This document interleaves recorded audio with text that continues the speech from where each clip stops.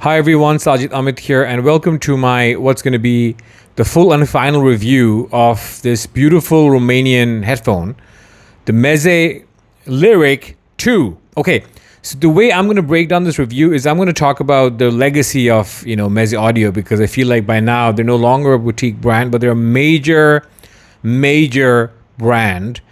And then I'll talk about Lyric 2, and I'll give you a sense of my first impressions, which I covered, but get into greater detail about things like, its specs, of course, the tonality, bass, mids, and treble, and of course, technical performance, so soundstage imaging, resolution, and dynamics. And of course, I will draw upon some comparisons with the DCA E3, Dan Clark Audio E3, the ZMF Boca closed, the ZMF Caldera closed, and the Atrium closed. And these two headphones are some of my favorite closed back headphones on the planet.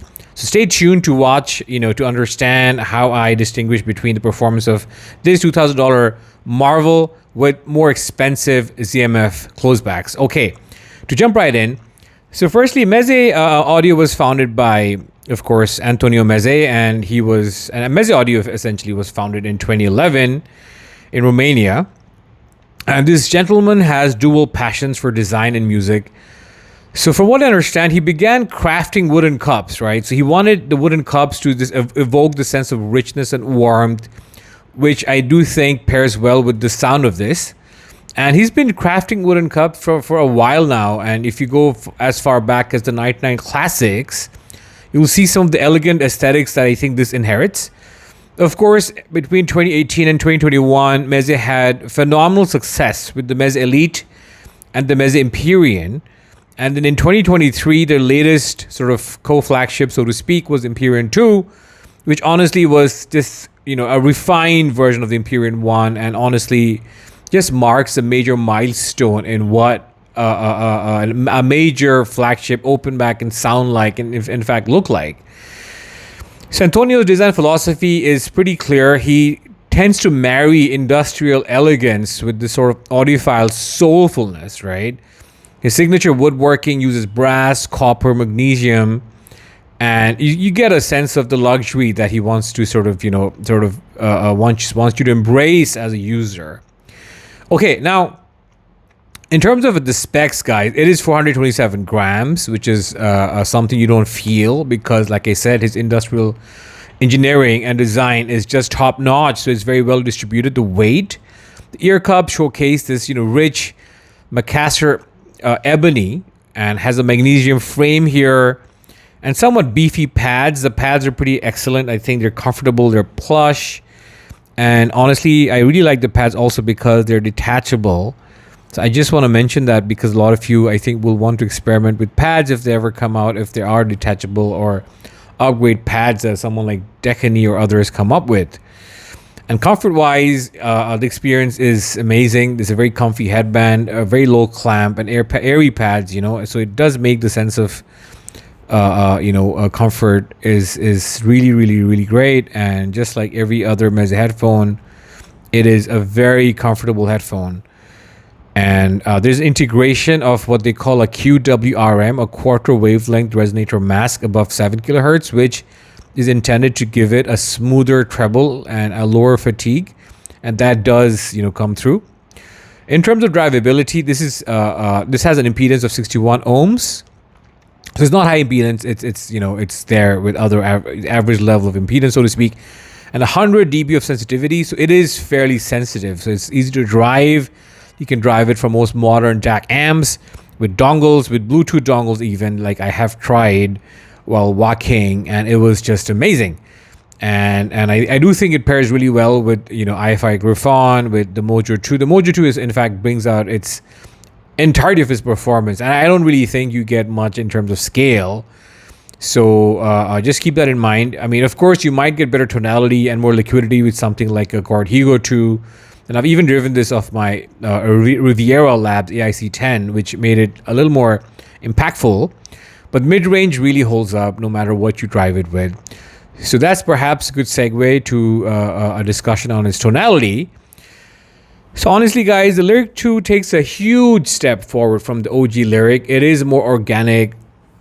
and just better extended in bass and treble, and you get a U-shaped presentation. And that's not to say the mid-range is recessed, because mid-range is actually quite intimate, and it's just somehow intimate without being shouty, which is just, just great. And it's also intimate enough so that the mids do not sound muddy. Like, you get clarity coming through, and the mids the bass gets out of the way from the mids. The bass is tight, it's punchy and rumbly, but it's not a sub bass first headphone, right? If you have a Stellia, for example, you'll get a little more bloat in mid bass, and you'll get, I think, a little more sub bass energy as well. So with the Stellia, for example, you get a whole lot of bass fest, and you might like that if you like EDM, but this is better suited for more audiophile genres like classical and modern classical and jazz and others, right?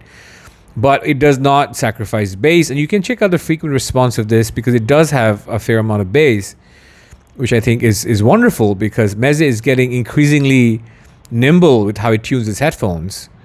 So this is, to my mind and to my ears, tuned a little closer to the Empyrean 2s rather than the Empyrean 1.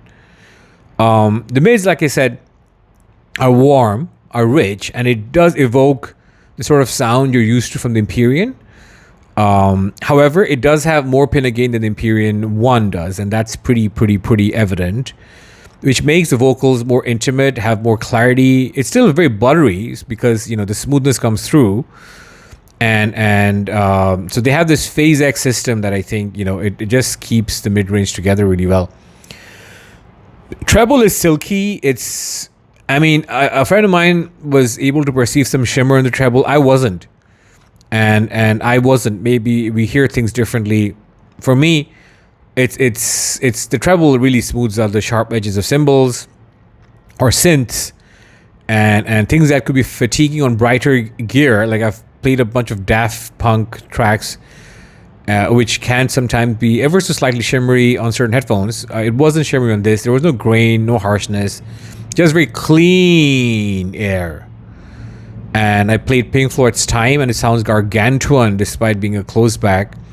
And you get this enormous sense of images, which is perhaps a good segue to talk about imaging, because this, just like the Meze Empyreans, I feel like a lot of people who loved the Empyrean didn't talk about how the imaging was large, and maybe some of them did not have the vocab for it, because audiophile vocab is perhaps a bit wishy-washy, or perhaps didn't understand why they liked it. Because I do think a lot of the reasons why you might like the Empyrean 1 and the 2 and the Elite is that Meze audio tends to give very large images. And it's interestingly no different with this, despite having smaller cups. So the imaging is really, really large, and you get a sense of grandiosity to the stage because of that. And it's wide. So it is, I think, in many ways, the HD800S of closebacks, because it's just really nicely done, and it rivals the ZMF closebacks for staging and imaging. And ZMF closebacks, by that I mean the Atrium closed and the Caldera closed, which are all of them are more expensive than this one, almost twice as expensive. But this trades blows with those higher end ZMF closebacks, which have the Caldera damping system and all that going on, the Atrium damping system, I'm sorry. But this holds its own in terms of the staging performance with those higher end closebacks, which is saying a lot. And that's why you might actually want to get this, because this has good tonality and good staging and imaging. Two things that are very difficult to find in a closeback. Okay. And it still has good bass, because it doesn't get good tonality and upper mids by sacrificing bass. It actually has both. Now, I do want to talk about some comparisons. Like the Lyric 2 is a wonderful upgrade over the Lyric 1, but a lot of people in this sort of price point, I think, already like the Dan Clark Audio E3. The E3 is slightly leaner, I think, and a little more technical in some ways and faster transients. The Lyric 2 is warmer, richer, and more musical, I think. E3 might win on micro detail and edge definition. The Lyric 2 does win, I think, on long-term listenability, and certainly it wins on looks and luxury and feel. E3 tends to have a flatter bass shelf, I think. The Lyric 2 has a gentle mid-bass bump and a slightly more smoothed-out treble. Comparing it with the cheaper Boca closed, which I've really loved and praised, the ZMF closed pack, which comes in at $1,000 to have the price. The Boca closed is better value for money, no questions. The Boca has a little more mid-range bloom and the signature ZMF magic and timbre. The Lyric 2 is more neutral, and you might actually like that. It really depends on what you go for. If you like neutrality, this is a better headphone.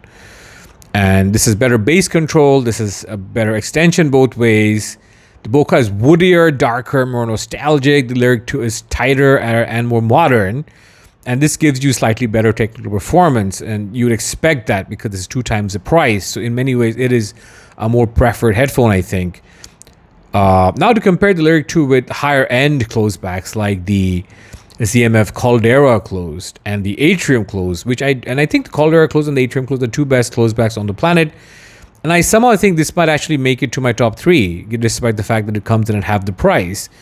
The Caldera closed is a planar monster. It's got this enormous stage, physical slam, more nuanced. It's a planar and it's got a lot of nuance going on. The Caldera closed sounds to me to be as resolving as the Caldera open. The Atrium closed has a gorgeous bass. It's just very, very tight, impactful, and damn slimy, but it's heavy and it's less portable. The Lyric 2 is lighter, more practical, easier to drive, and in many ways more versatile because it's a little more neutral, so it will take on the coloration of that your sources provide. Price-wise, the Lyric 2 certainly punches far above its weight. The Caldera and Atrium are in a league of their own in terms of pricing, and I think they are also more technical. And the Caldera close, I think, is a wonderful headphone. If you have the money and you want to be done with the closeback, I would recommend the Caldera close. If you want a bass head closeback and you want metal and rock, the Caldera close will still deliver, but the Atrium close might be still better. However, if you want more portability and more value, this I think is something you would look at, and not the Caldera close and the Atrium closed. Overall, guys, why should you get this? You should get this because this does everything right. It's an all-in-one package. It's got great aesthetics, great sound, great portability, great drivability. Like, I struggle to find faults with this. I almost think this is a flawless closeback, and a significant upgrade. So that's why I recommend this. And I do recommend this. I do recommend this without any reservation. But as always, you should try before you buy, because its experience, I think, is to some extent influenced by my anatomy, my head size, my head shape, and last but not the least, what I'm used to listening to, right? And my music genre preferences. So it does become a subjective affair, but I like it and I highly recommend it. So that's it for me, guys. Thank you for watching this video, and stay tuned for my next one. Bye-bye.